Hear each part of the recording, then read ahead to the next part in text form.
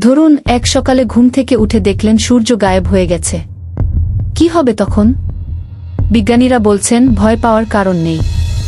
আপনি বুঝতে পারার আরও অন্তত ৮ মিনিট আগে সূর্য গায়েব হয়ে গেছে। কারণ সূর্য থেকে পৃথিবীতে আলো আসতে প্রায় ৮ মিনিট ১৯ সেকেন্ড সময় লাগে।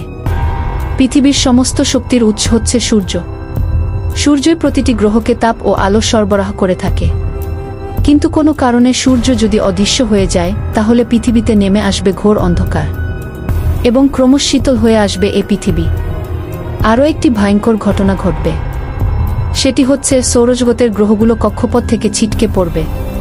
কারণ সৌরজগতের ভরকেন্দ্র হচ্ছে সূর্য।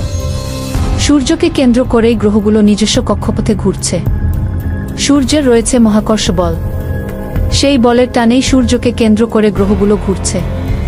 এখন সেই মহাকর্ষ বল যদি অদৃশ্য হয়ে যায়, তাহলে গ্রহগুলোর ছিটকে পড়ায়